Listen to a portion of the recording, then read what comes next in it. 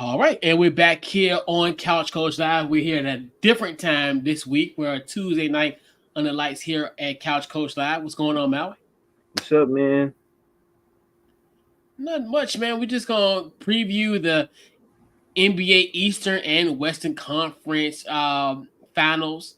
We'll talk about our storylines to watch, some players to look after, watch, keys to, pretty much these teams making it to the NBA Finals.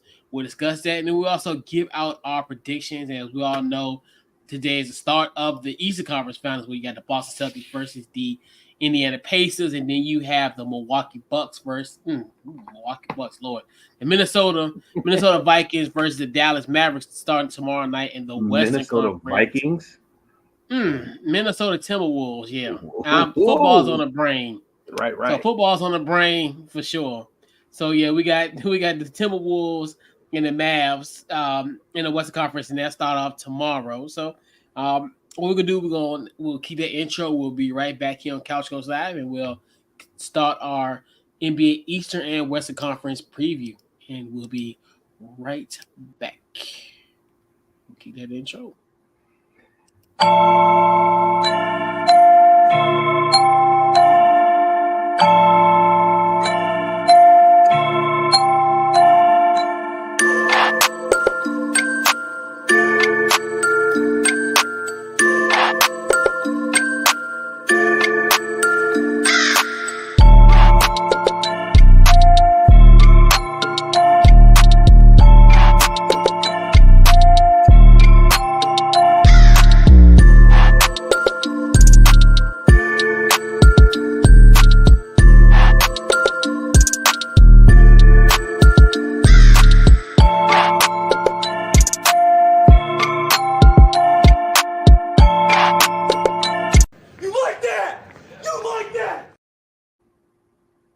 All right, and we're back here on Couch Coach Live, and we're here. And this week's Couch Coach Live is powered by SeatGeek.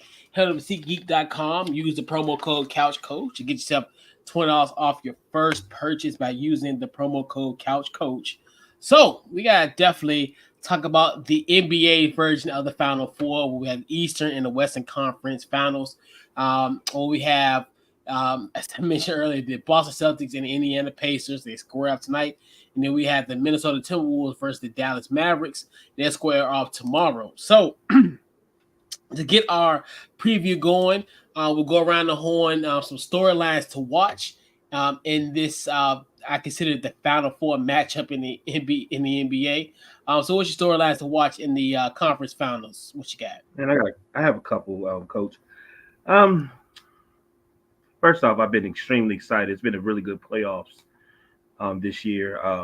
All games, even some of the sweeps, the 4-1 sweeps.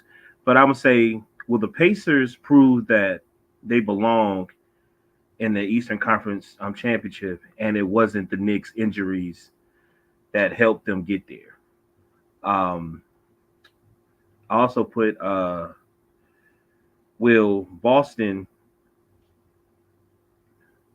will Carl Anthony actually will Carl Anthony Towns continue to let everybody know that he's going to take this opportunity um, of showing that this opportunity of winning since he's been what it's been like 12 years, 9 years since he's been with Minnesota, and they've never really been a team that you would look at as a threat to win a championship.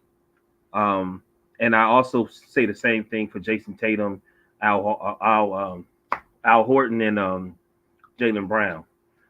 They've been to they've been in the Eastern Conference Championship, what, 8 years?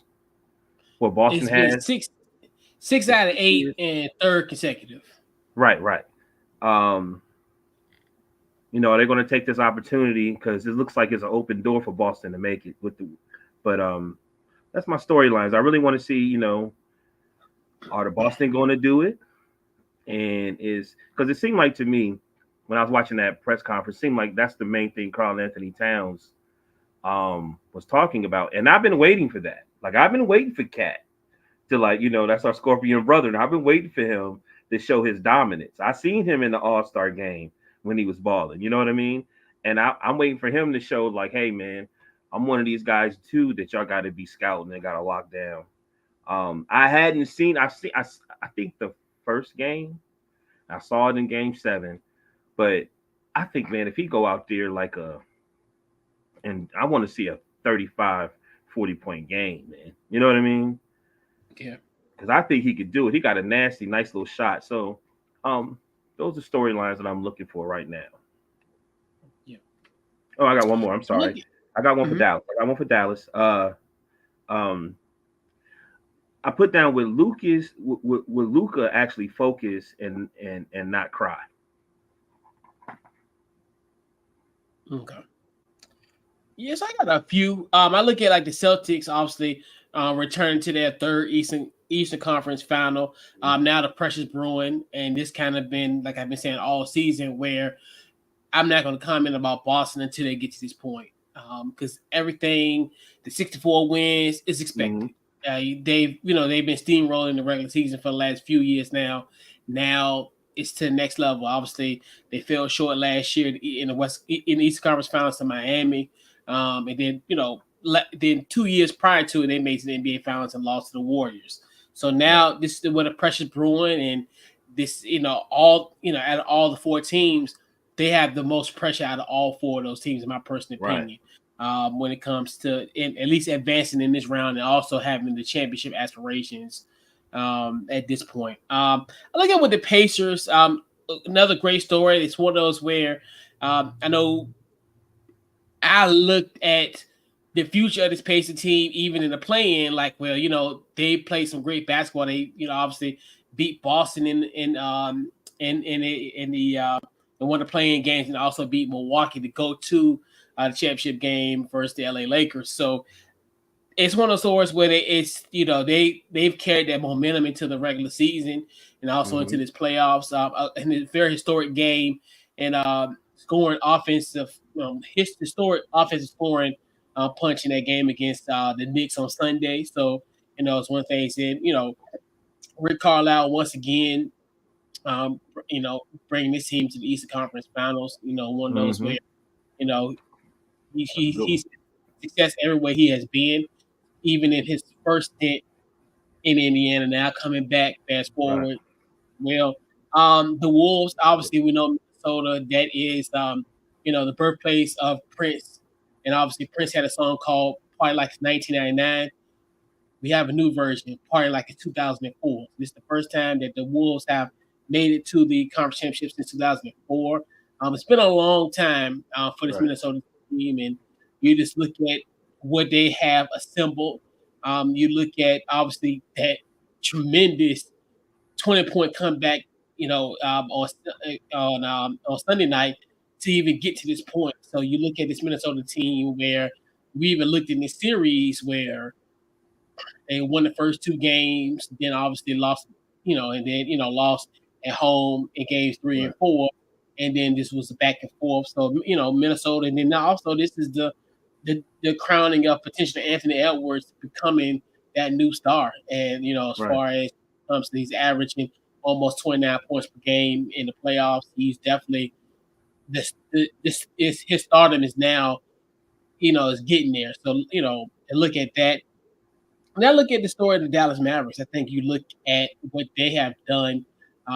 This is another team where um, they're important to the trade deadline. They're another one. Mm-hmm. I make the case of a couple teams, but you look at what they've done, bringing in Daniel Gafford and also bringing PJ Washington, which and it's funny of how that deal. Obviously Grant Williams was in that deal as well, and you look at how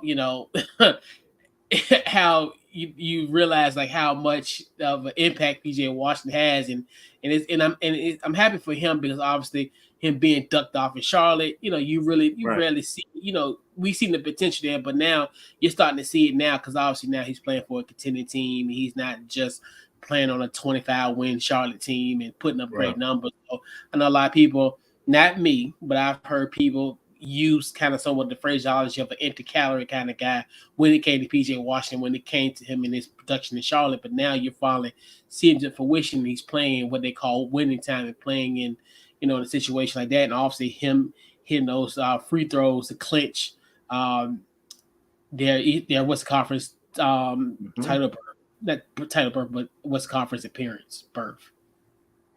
So yeah, I'm it's with you, gonna man. We yeah basically saying the same things. I forgot about Rick Carlisle. That's a good one, man. That's a good one. yeah They're not even talking about that. I haven't even seen anybody speak on that. yeah, and I think but I think Rick Carlisle has always been like kind of one of those guys that um how can I say it? He's always been a guy that he's like under the radar. Mm-hmm. He's done. Obviously, he's when it's funny when you sit down, you think about it. I mean, you look at like I talked about it earlier, the the pace success, especially after they got rid of Isaiah Thomas. You see, kind of the success that he kind of had there, even though they didn't get as far as a match, and obviously they didn't go as far as that when Larry Bird was the coach of his team, made it to the finals, but he kind of helped with that, and then fast forward to the situation in Dallas where he won a title with the Mavs. So as a coach in 2011. So yeah, he's just one of those where he's finally Right. got this team into shape, and look at this Pacers team where they were Right. another one prior to Carlisle getting there. They were just a maybe bottom of the Eastern Conference, not Right. bottom per se, but maybe like 10th, 11th Right. in that range. And now, they've got here in Indiana, and now you got the really a three-headed monster in a sense in Indiana at this point. You got the Hallie, uh, Miles Turner, and Siakam. So yeah, I believe if the Pacers win, I believe it's coaching. I think Rick Carlisle, he got a young enough team that's going to trust what he say, that he could put him in position because it's really a toss up. There's nobody you can say Boston, but you can't because like everybody said, if they was giving it to Porzingis, if Porzingis was playing, they would give it to him. You know what I mean? yeah. And he not You even know, playing, but he not playing tonight. But but who he will be knows? playing eventually. We hope. We hope, right? You know, so I Yeah. forgot about that. When you sit there and you think about all the coaches and with somebody who got the experience, who ain't trying to be in the forefront, it ain't all about me. I'm like, damn, wasn't he the coach when Miles in the Palace? Yep. Yep. And let your boy and don't no. Luckily, we ain't got Isaiah Thomas on here because he'd have been like, if I was a coach, that wouldn't happen. Zeke, oh God, Zeke, I swear he gonna he need to wear a shirt saying that. He can be like Larry Bird fired me for no reason. He fired me at the wrong time. I don't know, he hired his boy. Oh, Right, if it ain't between that and Jordan, I right. swear, like Isaiah Thomas, well, that's gonna be his two gripes in life. But Lord, they can't yeah, make a shot. My bad. but yeah. So as so now let's talk about some players to watch. And it could be the star guys. It could be role players. It's that's Hmm. the beauty about this series. So who are your players to watch in this series? Okay, players to watch. Let me see. Um, I got let me see. I got Derek White.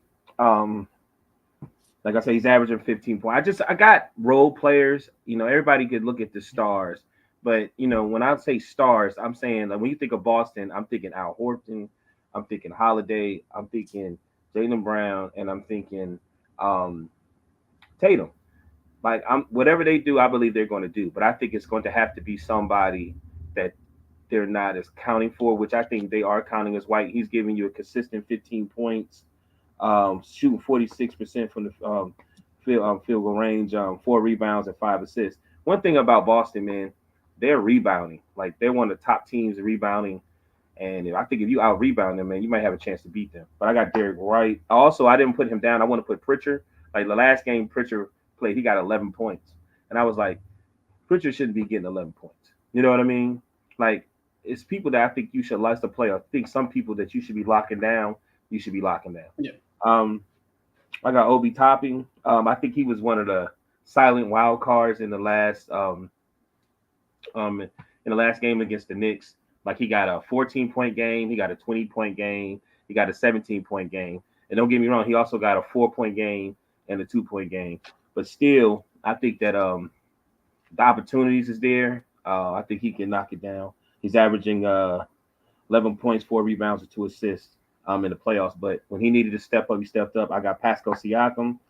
I think if Pascal Siakam really step up, I mean, I think the Pacers would be, but he's not somebody looking at. He's not doing with the expectation I feel like he should be in the champion. You know what I mean? I think last game his game was okay, but it should be consistent. Yeah. I think that's really some of the issues that they having. But like I said, he's averaging 21 points, At least 7 rebounds, 3 assists. I got Aaron Naismith. yeah. He's doing well, averaging 13 points a game. He got 19 last game in Game 7, but he's shooting 30% from the three. And I'm wondering, he's playing his ex team. Would he step up? I got and definitely when I think about the Mavs, I think about they got 4 players. They got D Jones, they got PJ Washington, they got Lively and Gafford. And I think that's I think that's their true key is those 4 players. I think if those 4 players stay consistent on what they do, the Mavericks cannot be beat. Because I think Luka can have an off night, but Luka's still gonna give you 20, 25. I think Kyrie could do it anytime, but he had those 2 games. He had 12 points or something like that. But you still got those 4 guys, man. I'm not even gonna read their stats off, but man, I'm not. PJ Washington, 14 points, averaging 14.7 rebounds.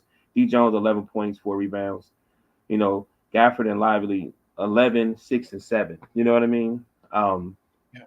So those are the players that I think. I think more of the role play. When I play 2K, I like to have my bench work their butt off. You know what I mean? To open up for my starters. So I love bench players. Or what I'm saying, or role players. Yeah, I think and I think I look at it from a different perspective as well. I look at for the Pacers standpoint. I look at Pascal Siakam. I think he leads his team, so I definitely think he's going to be someone. He's out of.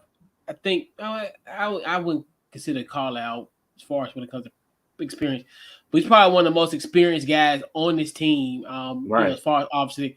Winning championship with the Raptors 5 years ago. So you look at what he can do. I look at Miles Turner. He's another one. He's that third of that 3-headed monster where you got that. So I look at them on the pace side. They're the guys who I'm looking to see them doing it. Obviously, for Miles Turner with the lack of experience, to see what he's gonna bring to this Pacers team in this series is going to be key. I look at from the Celtic side, and this is more so because of the fact of Halliburton. I think they're going to have a committee of guys guarding him, and I think I wouldn't say they're going to guys that are going to stop him. More so, I think contain. So you look at I think you get a heavy dose of maybe seeing defensive plays of like Derek White, Drew Holiday. I think they will be some guys that definitely can somewhat put some pressure on to Halliburton. So that's, on that side, I see those kinds of players to watch. I look at, obviously, for the Minnesota standpoint, the guy I really want to watch is Jaden McDaniels. Obviously, Ant gave us a warning, like he said in the series, hey, in the opening round, they got Kevin Durant, they got KD, but we got Jaden McDaniels. And right. Jaden McDaniels, I think more likely will have that defense assignment on Luka. So it's kind of one of those where can they kind of keep him in check and kind of keep him frustrated? Because obviously we know, Luka from time to time will get frustrated. So you want to see what he does with that. And I mean, obviously, and the obvious one is definitely going to be Anthony Edwards. I mean, just considering the fact that he's on this trajectory. I mean, averaging almost nearly 30 points a game in these playoffs. And we've seen games where he's taken over. He's had 40-point games, 30-point games. And I think we're going to have a nice heavy dose of those type of performances in this series alone. So obviously, that may sound lazy analysis, but hey, it's Anthony Edwards. He's that guy. Uh, the Mavericks, I think I look at on their end, obviously, I look at their role players. Like I talked about him a little earlier. I talked about like PJ Washington. I think he would be someone I want to see how he will match up with like Karl Anthony Towns in this series. So I look at how that's going to play out for him. You look at like Derek Jones Jr. He's another one I think is can have that, and and then also kind of backtrack. I'm gonna go back to Minnesota. The other guy I want to see is the impact of Nas Reed. What can he do, Right. especially as the sixth man of the year, and how he will play in this matchup and kind of give that type of energy that they need. And obviously, that's concerned. And then I think another one going back to the Dallas angle. I want to see what Kyrie does. Kyrie's another one where I didn't have no understanding. I didn't know he was undefeated in what they call elimination games. So For I'm Kyrie? like, wow, that's Wow.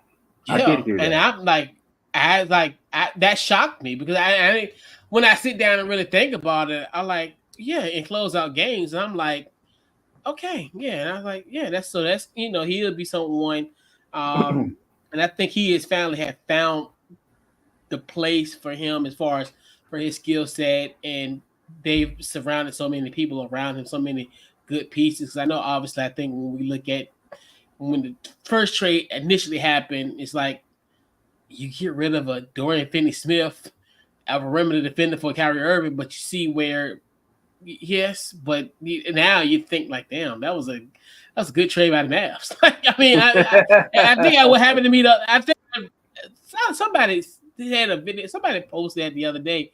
It was like, can you believe he got traded for Dorian Finney-Smith in a first round pick? I'm like, wow, that's crazy. I mean, but yeah, you that's here no know, there. I got sorry, coach, but excuse me, another person for the Pacers, man, I really like his energy, and I think that's what as a star player, you need a guy like that don't give up defense and offense. That's gonna motivate you. Is T.J. Yeah, McConnell? Like yeah. me and my father was talking. I was like, I like him. I said that's what you need. I Mm-hmm. said every team needs, and we call it the Draymond guy. You know what I mean? Who gonna Yeah, always um, do somewhat of the dirty work, but just gonna motivate you in some type of way. You know what I mean? yeah, Sometimes you need to speed the game up so everybody who like a guy who ain't really hitting, who could be hitting, if you speed the game up, then maybe he'll get a layup or two or get fouled.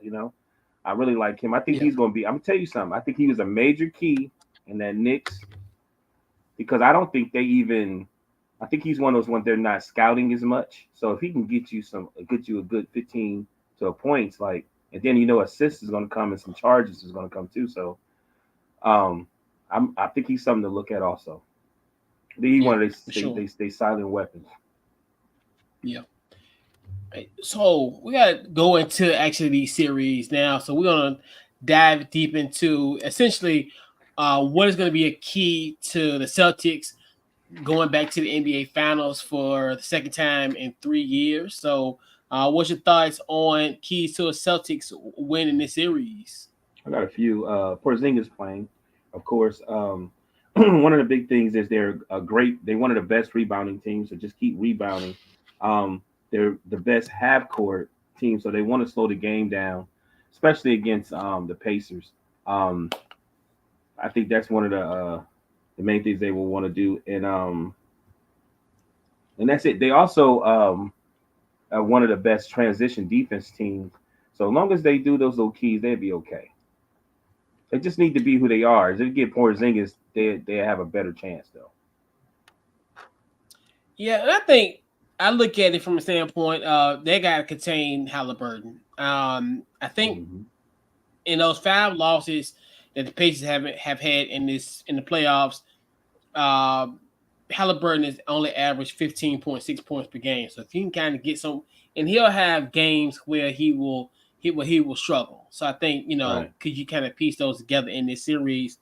And like I said, and I mentioned earlier, as far as the players to watch, um, as far as the defense assignments that the Celtics can throw at him. I know I mentioned Derek White and Drew Holiday, but also Right. will there be a situation where Tatum and Brown gets involved. So that's another thing where I look at it from that standpoint. And the Celtics, in a weird way, the only what they have to do to win this game, I mean the series, is they got to keep the pedal to the metal.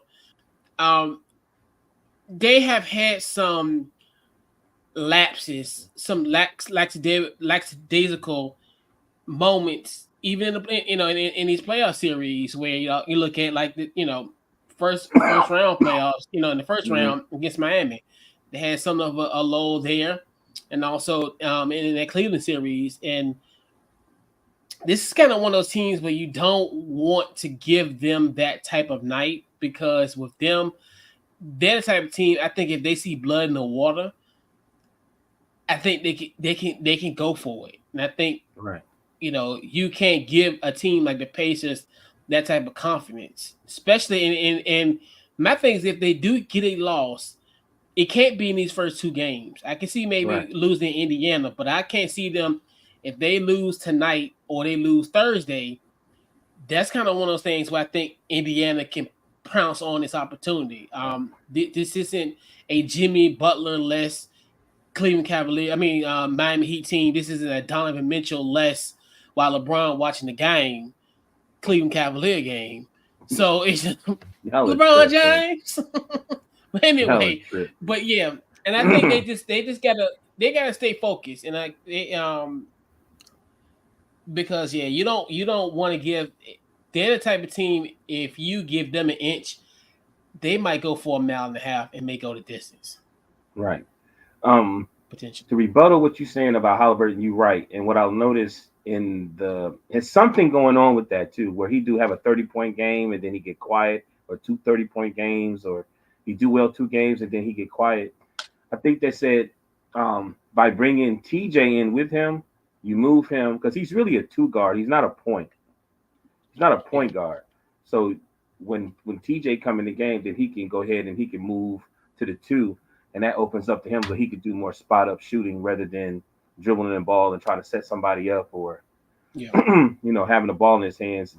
Some more responsibility than, or even probably just making the right basketball IQ decision. You know what I mean? Yeah. And that's what I'm thinking. Boston's gonna take advantage of that. I think they have that opportunity where they have that type of depth that could kind of get him a little flustered. So, I think if they do that, I definitely think they could definitely have control in this series. Right. Yeah. All right. So let's talk about the Indiana Pacers. So, in order for them to get their first ever finals berth in 24 years, what they got to do? They need to keep the game tempo up. They're very good they actually in the playoffs are the highest team. They make 20 points off transition baskets. And don't focus. I said don't focus much on the 3 and focus more on the mid game. And keep the tempo up and you got to understand, if you out rebound Boston, I believe you could beat them. That's one of their main things. They pass the ball, they all get assists, and they rebound the ball. Yeah. I think with them, and like it's almost similar to I think how the Celtics could win this series, but somewhat in an inverse. I think if they can, if the beauty thing with them, they can win a shootout. And I know people say, they give up the most points, but they give up they score the most, but they give up the most.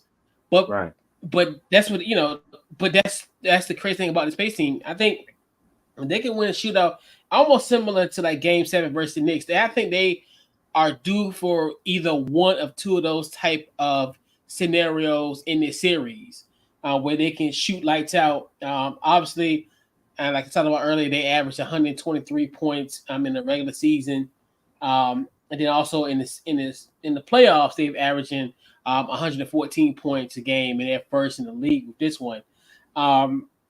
And they're another team where I know I talked about Halliburton as far as kind of like one of the keys for them to get stops. But I think the Pacers do have a balanced scoring attack that I think if they take full advantage of it, because they have guys, 7 guys that score double figures. So I think if you have that compared to the Celtics that have 6. So I look at it from that standpoint of, can those guys kind of step up? I know, and that sounds like a broken record, but like you look at the Pascals, you look at Miles Turner, those type of guys as well. So I definitely think, and then I think if they were to get like a win in Boston, I think that could definitely help them, because maybe if they go to this in Game 7, gives them the confidence they've done it before, in a sense where they've gone to the Garden, and you think about a ruckus crowd like that was on Sunday. Right. That's where it's like I think they have that potential. And this is just one of those where I think they're a team where if they give, like Boston kind of gave somewhat of Miami and Cleveland somewhat of a inch, but like I said earlier, you give the Pacers an inch, they might go the distance, and I think that could be a potential problem for Boston. But I think just those are kind of my keys. I think not the keys, but more so just the keys. I think that that could have Indiana Pacers making it to the NBA Finals since the first time since 2000, the year 2000. Wow. Yeah, crazy, right? I'm telling you, man. I think with the confidence, what they did in the Garden, I think they got way more weapons than people are looking at. You know what I mean? And it's a young team, and acquisitions of certain trades. I think they should get, like, if I'm watching the game right now, and it was 12 zip, and as of right now it's 31-34. And I'm like, and I don't understand, and I'm gonna wait till we get to predictions, and I think that's something we should talk about too. Whose trades did well, like those major trades that happened last year of teams that had stuck together, that had success. There's a lot of trades that he was like, I don't know, it sounds good, but is it really? Was it? You should have kept that. You know what I mean? And that's like we talked about, like with the Dallas situation. I know I brung that one up as far as I think that was the best one, I think, in my personal opinion. Obviously with the Siakam as well, but these are the two teams that made those moves. Obviously Dallas made it right at the deadline. I think Pascal got traded maybe like in January, prior to the trade deadline. But that Dallas. So I'm gonna say because I'm gonna say not having what's his name? Snow? Was it Snow? Who was the and Smart? I'm sorry. I know Smart is hurt. Oh, Marcus Smart. He's on for Marcus Houston. Smart. I mean, not Houston, but for Boston. Marcus Smart. Yeah, we're not having Smart, and I know you went and got Holiday, but I felt like Smart gave you that energy guy, like I said, that you need. He gave you heart, he gave you that hardship. He gave you spirit. He knocked down threes and he played defense. Now we still letting them play because maybe they might win the championship and maybe it'll work out. And they had the number one. They was number one in the league. I get all that, but I don't know if I would have gave him up for Holiday. I know that they didn't give him up, but I'm just saying in general, I think I would have tried to figure out a way to keep Smart. Yeah, because he was, and the only thing to counter that is if Porzingis plays in this series, it does something. Right, and then that's where you'll be like, and that's where you look at it from that standpoint. Right, and I'm with you on that. Like I said, I hadn't said it yet, but I'm hearing the way people are talking about them, like it's something missing. Even though they're being successful, it's like, man, something missing. It's just not. I know Porzingis, it would be better, but would it? Just because he got a height, he can knock a three. Were they that dangerous this year? I've seen them. Even though they did well, I felt like some games they were underachieving. You know what I mean? Like I'm like, man, they should be better than this. But they are. I mean, and and that to kind of go like 2 or 3 weeks ahead of it. But I looked at Porzingis is kind of the guy that you want to have, especially when you're facing a guy like a Karl-Anthony Towns and a Rudy Gobert potentially. But I know that was kind of one of those moves where you look at like what Denver was, with like a guy that could at least stay with a guy like a Jokic, like kind of one of those. I don't want to say like a copycat kind of move, but kind of one of those moves where it's like, all right, we need to get a guy that's like almost he's. I know people been using poor man's terminology in this in these last few weeks, which I've been saying for 20 plus years. But anyway, but like he's like a poor man's Jokic, so it's like kind of one of those where I think that's why they kind of got acquired like Porzingis in a sense. So I mean, but yeah, that's why I look at going back like to the keys to a Pacers win, series win. And I think and they can be in scoring droughts, like you said. They don't have as far as when they were down 12-0, and now they're already put up 31 points. So like you said, it's they have that type of situation where they can get hot at any time, and I think that's going to be one of those where. Like I said, a shootout. They're gonna have those type of shootout type games where I think they have a potential. I think, like I said earlier, to get maybe one or two of those type of games that could be in their favor potentially. But yeah. So shifting focus to the Dallas Mavericks and the Minnesota Timberwolves matchup. So, what are the keys to a Dallas Mavericks win in their first NBA Finals appearance since 2011 when Jason Kidd was a player for this Maverick team? What you got? I got for Kyrie to open up some. I feel like Kyrie. I mean, I'm sure we're gonna get a Kyrie where he just gonna be the Kyrie that we know. I know he, you know what I'm saying. For Kyrie to open up and let loose. To me, everybody talk about Luka, but like I said, D Jones, PJ, Lively, and Gafford just keep being aggressive and confident, which PJ Washington hitting the three, PJ Washington hitting those free throws.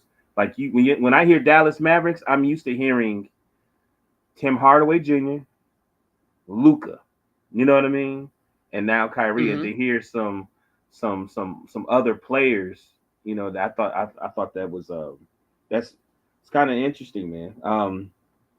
I said, confident, and I said for Luka to I don't want to say stop crying, but Luka, you're in the playoffs now, so it's going to be extremely physical. So you got to, you could keep complaining to the coach. But my thing about Luka too, you complain to the coach, to the referee so much for you might want to foul, but you're shooting 74% from the free throw line. You know what I mean? So what are you really?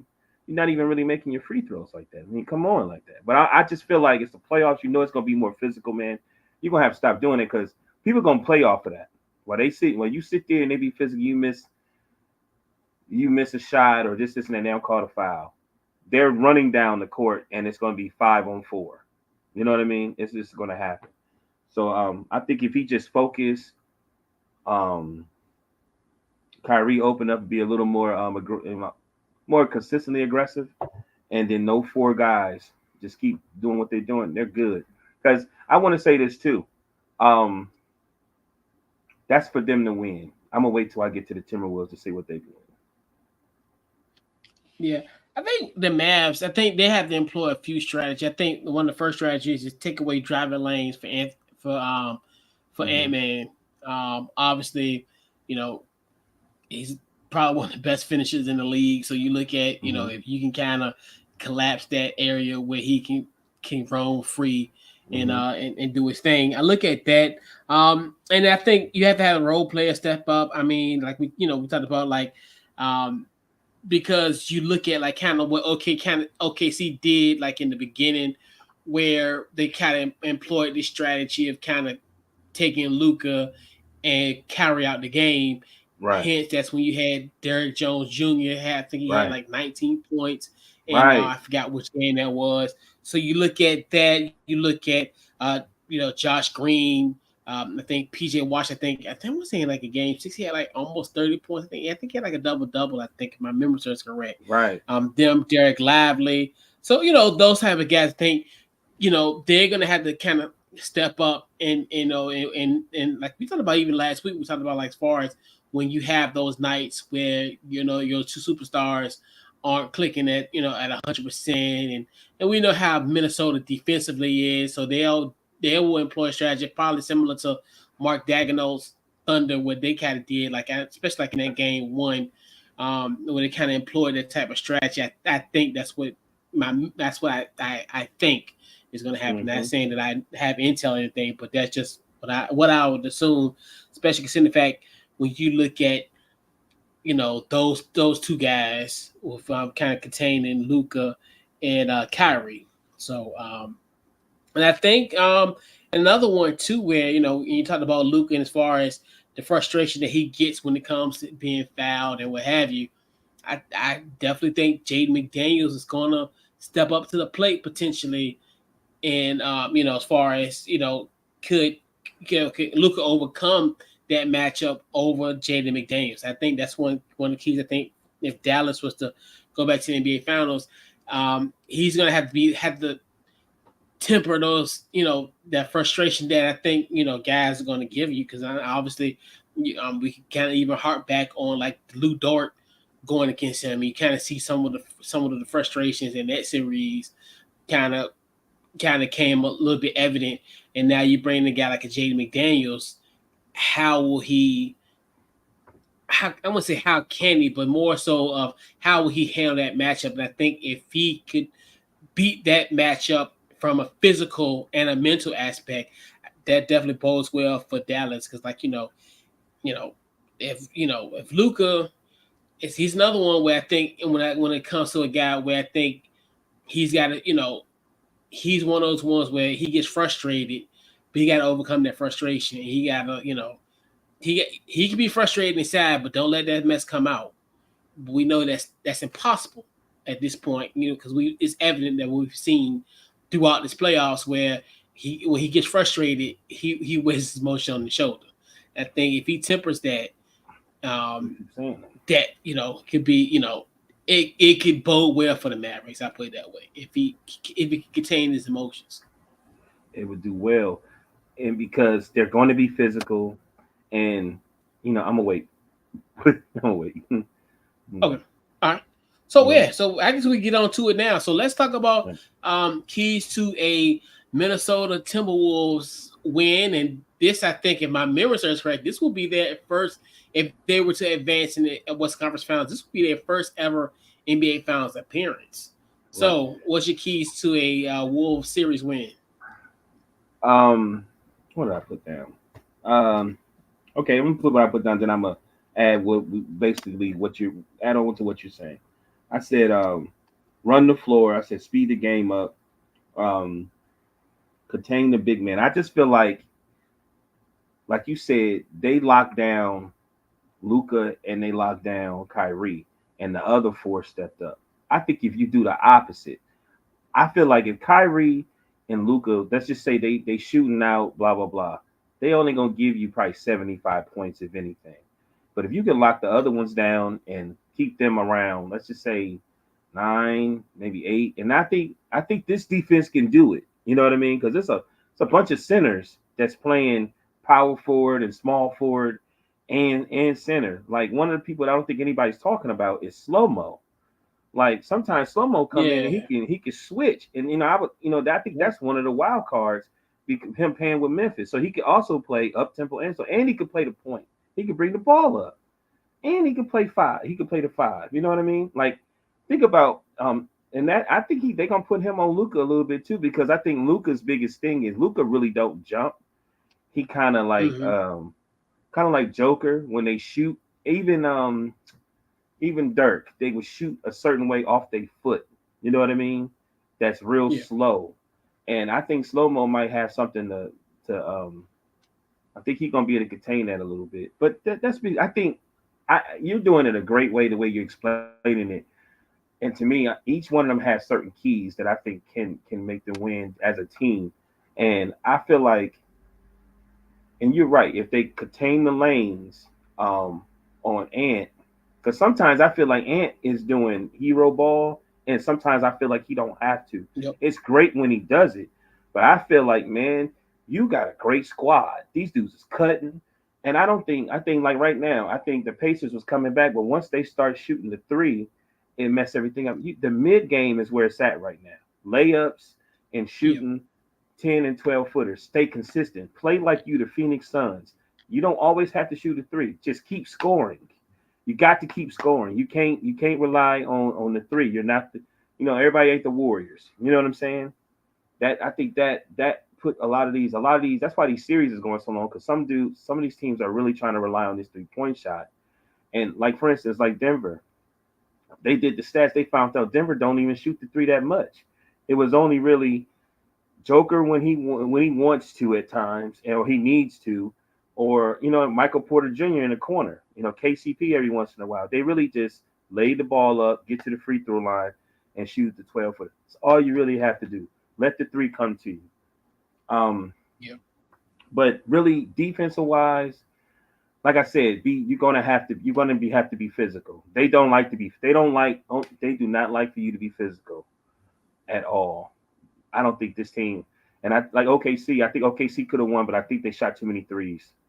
Um, but you're gonna have to be, if you play your defense and be just as physical as you was against Denver, they're gonna beat them because they need Luka. They're not putting it in Kyrie's hand and say Kyrie take over. They're putting it in Luka, and that's what they should do because Luka got to get over this mentality of getting so emotional when this happens because he is putting his team into a bind. You know what I mean? Yep. And they're going to roll through him, and I think he's going to get emotional a lot, and they're going to lose games because of that. Yep. And I think with Minnesota, I kind of teased it a little bit earlier when with the Mavs situation. I Mm-hmm. think if they can implement a strategy that limits Kyrie and Luca, I think Mm-hmm. if they have a situation and they want to swear like if I'm Minnesota, I can I can lose a game one win a game when a Derek Jones Jr. Scores a career high. I Mm-hmm. can live with the fact at 25, but like if a Luca can beat me having a triple double, I'm like, man, if he can, He can't get if no he triple had doubles. 35, 15, that's what I'm saying. That's what I'm Yeah, saying. he Like can have that. I can. That's what I'm saying. I Yeah, can live with the fact that I can have a Derek Jones Jr. scoring like 28, and right, it is what it is.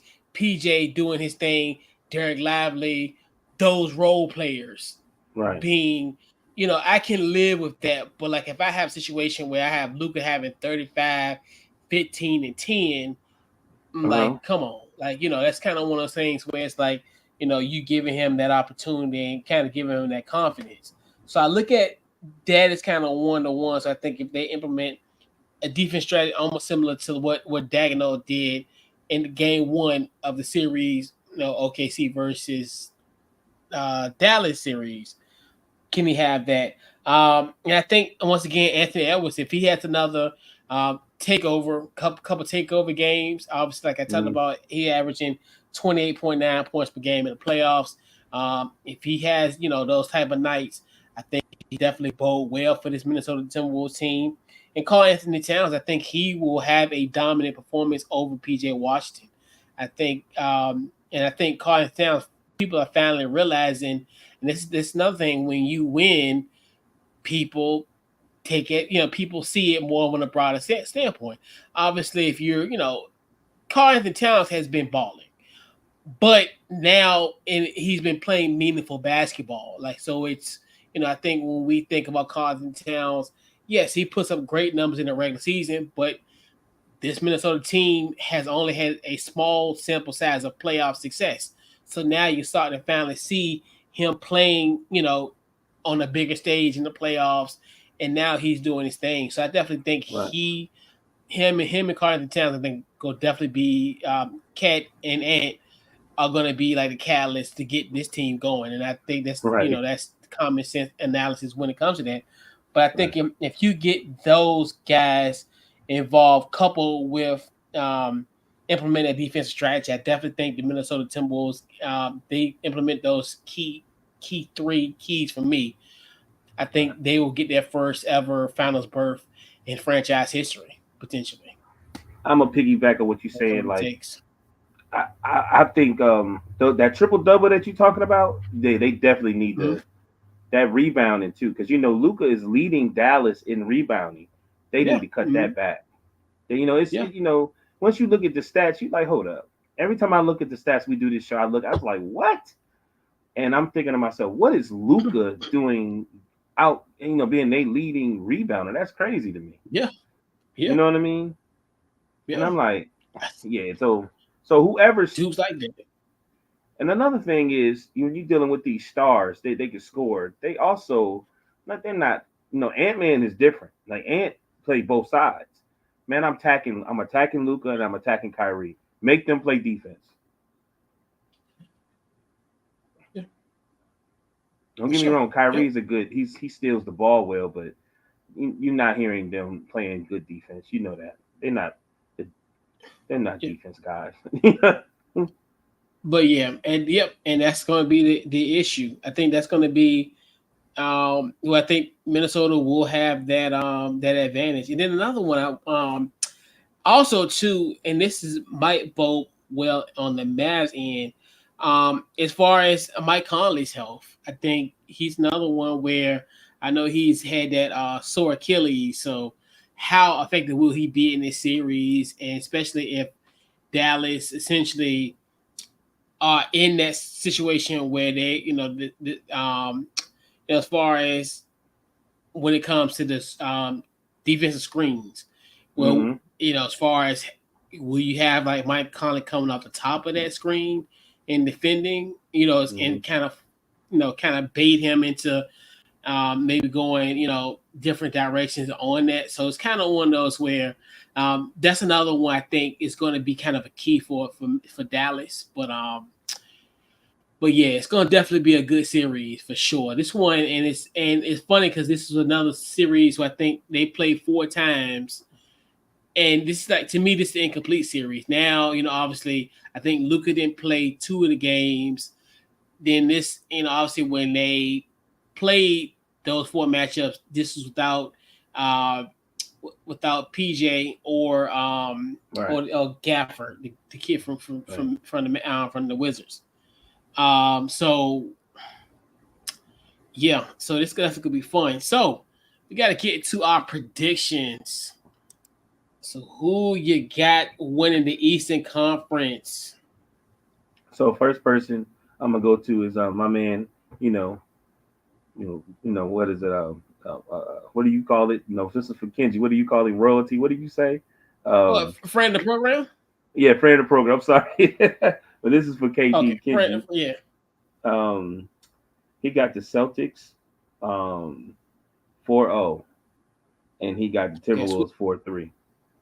we'll do these. We'll do these first. Yeah, we do You these do East first. first? Okay, I'm sorry. We do We these. got he Yes. All got the right. Celtics Then, all right. 4-0, Then, and I and then got the what you got? Pacers in 6. Okay. All right. So then I got the Celtics in 6. I definitely think Indiana will have 2 games where they're gonna take full advantage. I think Pacers the Celtics will close out at 6.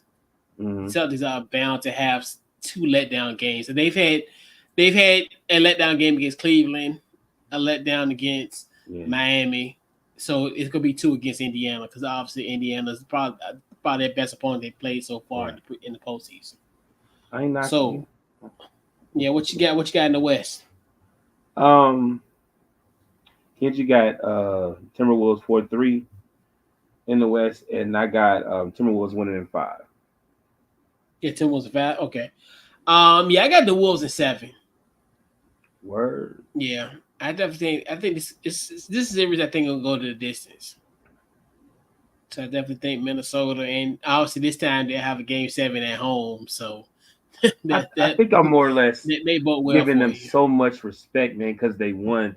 They beat Denver, and I feel like that should be Yeah, like confidence for them. Like, man, we about to beat everybody, you know. yeah, But yeah, yeah, and it can happen. Yeah, yeah, but it's gonna be a definitely, I think to me it'll be it's gonna be a good series. I think it's gonna be one of those where I think I wouldn't say it's similar to the Denver series where you know somebody gonna go up 2-0, they gonna hold serve and then go Right. back and forth. Um, but I think Dallas is gonna give them somewhat of a shot. I think Dallas is gonna be kind of one of those where there's gonna be some intense moments in this series, and um, yeah, for sure.